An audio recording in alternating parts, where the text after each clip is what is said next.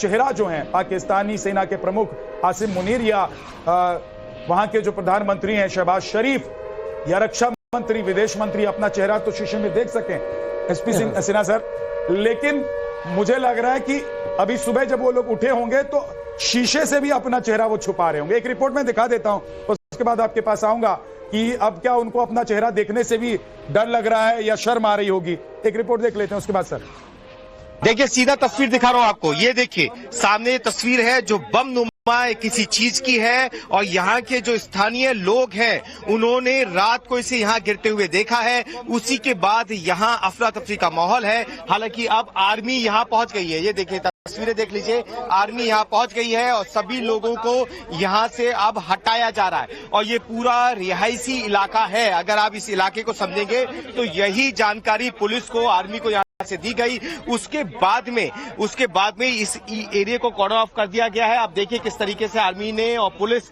अभी यहाँ पहुंची है। इससे पहले हम आपको ये तस्वीर दिखा रहे हैं कि कैसी यहाँ पर दहशत का माहौल उस समय बन गया जब अचानक रात को ये यहाँ पर गिरा है बम। हालांकि ये फटा है नहीं फटा अभी कोई जानकारी इसके बारे में नहीं है, क्या उसका सेल है क्या है कोई जानकारी नहीं है, लेकिन एक गड्ढा, छोटा सा गड्ढा हुआ है और उसके बाद में इलाके के लोगों में दहशत का माहौल है। अब जब ये तस्वीर सामने आई तो उसके बाद आर्मी यहाँ पहुंची है, लोकल पुलिस यहाँ पहुंच गई है, लोगों को यहाँ से हटाया जा रहा है। लेकिन इसी के साथ ये तस्वीर समझिए कि ये पूरा रिहायशी इलाका है, यानी कि यहाँ कोई बेस कैंप नहीं है, आर्मी, वायुसेना किसी से कोई जुड़ा हुआ ये इलाका नहीं है, ये सारा रिहायशी इलाका। मैं आपको इलाका भी दिखा रहा हूँ साथ में के साथ में कि यहाँ आपको छोटे छोटे बच्चे नजर आ जाएंगे, छोटे छोटे घर नजर आ जाएंगे, रिहायशी इलाका पूरा।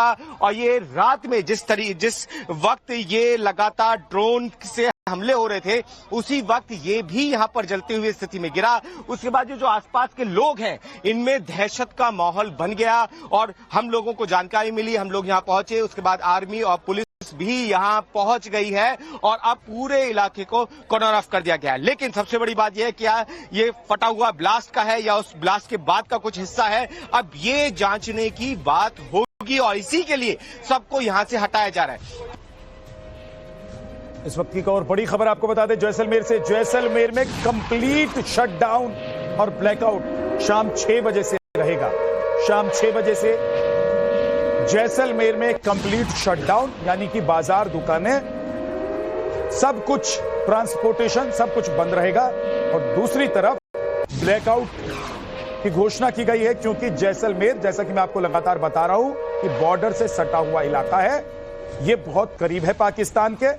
और पाकिस्तान हमेशा जब भी भारत के साथ जंग जैसे हालात हुए हैं या जंग हुई है तो पाकिस्तान ने इन इलाकों को सबसे ज्यादा टारगेट किया है, क्योंकि ज्यादा दूरी वाले इलाके जो हैं वहां तक पाकिस्तान का पहुंचना मुश्किल होता है। इसलिए बॉर्डर से सटे हुए जो इलाके हैं वहां पर पोस्ट पर खड़े होकर उनके सेना के जो जवान होते हैं या फिर आतंकियों के द्वारा भी पाकिस्तान की तरफ से इन इलाकों में नुकसान पहुंचाया जाता है, वहां से गोलीबारी और गोलाबारी की जाती है।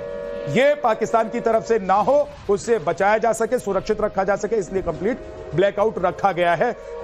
एसपी सिन्हा सर, आप कुछ कह रहे थे, मैं ब्रेकिंग पे चला गया था और हमारी रिपोर्ट पे चला गया था। देखिए, मुंह दिखाने के लायक और खुद का मुंह चेहरा पाकिस्तान की जो हुकूमत है वो और सेना प्रमुख हैं, सुबह आज उठकर अपना चेहरा क्या शीशे में देख पाए होंगे? मैं मुनीर के बारे में कुछ टिप्पणी करना चाहूंगा। जी सर। मुनीर ने वो रिटायर नहीं करना चाहता है।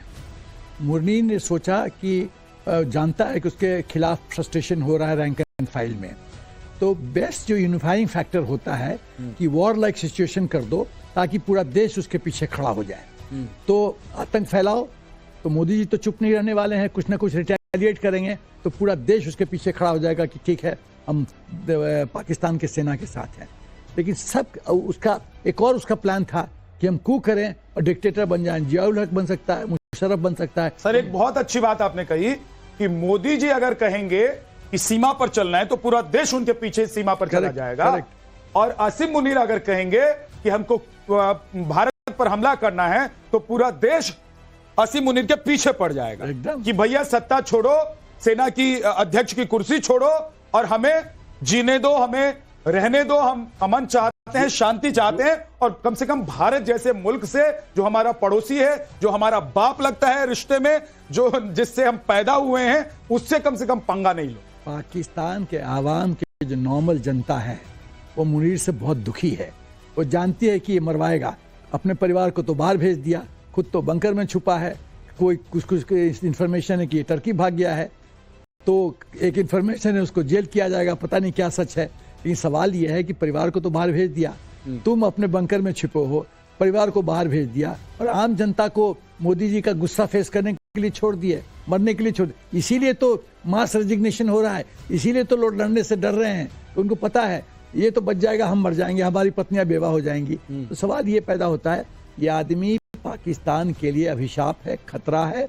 लेकिन आप एक चीज देखिए एसपी सिन्हा सर, कि इस कुर्सी पर जो भी बैठा है पाकिस्तान में, वो पाकिस्तान के लिए अभिशाप साबित हुआ है एकदम। उसने पाकिस्तान का बेड़ा गर्क किया है, क्योंकि ये सेना के जो प्रमुख होते हैं, सेना अध्यक्ष जो होते हैं पाकिस्तान के, वो दरअसल सेना को मजबूत करने के लिए नहीं आते हैं, वो अपने आप को मजबूत करने के लिए आते हैं, लूटने के लिए। वो लूटने के लिए आते हैं, वो सत्ता पर काबिज होने के लिए और सत्ता को कब्जाने के लिए आते हैं। और इसीलिए पाकिस्तान की सेना की आज हालत यह है कि एक बम उनका फूट नहीं रहा है और भारत की तरफ से जो बम वर्षा हो रही है वो एक रुक नहीं रहा है।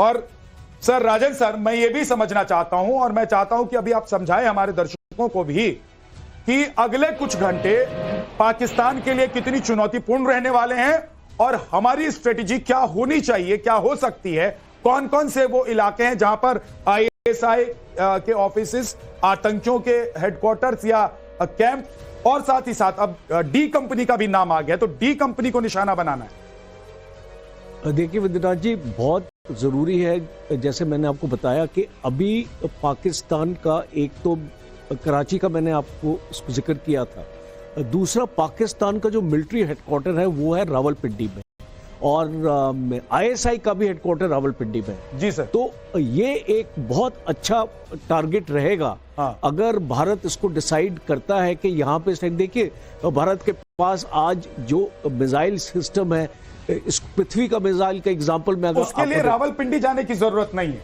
वो हम अपने यहां से ही रावलपिंडी पे हमने जैसे अभी तक निशाना लगाया है वो हम कर सकते हैं। मैं आपको रोक रहा हूं सर, क्योंकि एक बड़ी खबर आ रही है, पाकिस्तान में बात शहबाज की औकात तक आ गई और ये कोई और नहीं कह रहा है, संसद में ये सब बातें हो रही है कि शहबाज शरीफ जो पाकिस्तान का प्रधानमंत्री है उसकी औकात क्या है।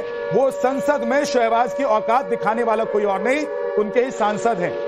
संसद में शहबाज की औकात पर चर्चा हुई, पीएम शहबाज की तुलना गीदड़ से कर दी गई, हमारा वजीर शहबाज शरीफ बुज़दिल है यह तक कह दिया गया, और शहबाज मोदी का नाम तक लेने से डरता है यह तक कहा गया पाकिस्तान की संसद में, पाकिस्तान के सांसद के द्वारा, और वो सांसद किसी और पार्टी का नहीं, शहबाज की पार्टी का ही सांसद है।